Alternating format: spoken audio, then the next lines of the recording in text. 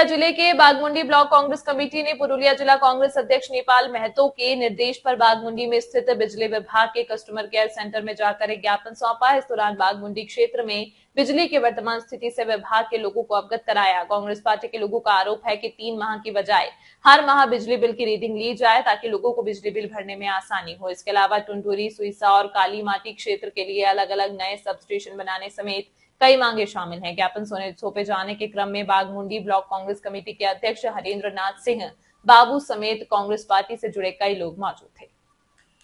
মূলত কোন কোন দাবি দাবা নিয়ে আপনাদের আজকের এই ডেপুটেশন?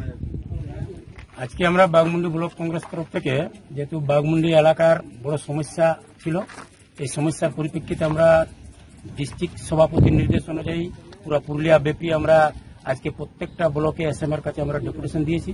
তাতে অনেকগুলো আমাদের 9 দফা দাবি ছিল।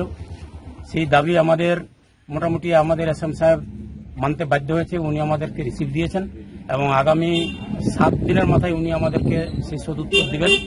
আমাদের তার মধ্যে অনেকের দাবি ছিল যে 3 মাস অন্তর যেটা আপনার রিডিং হতে ছিল সেটা আপনাকে মান্থলি করতে হবে এবং যারা প্রেয়ার করা সত্ত্বে পুরানা যাদের খারাপ মিটার তাদেরকে অতি সত্বর আপনার মিটার দিতে হবে এবং যেখানে আপনার অনেক কিছু দাবি আছে সেগুলা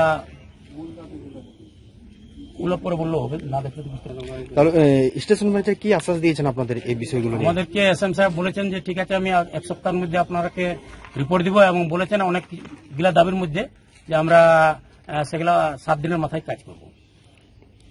আপনার পরিচয়? আমি বাগমুন্ডি ব্লক কংগ্রেস সভাপতি, নাম হরেন্দ্রনাথ সিং বাবু, গ্রাম মাউনিয়া, পোস্ট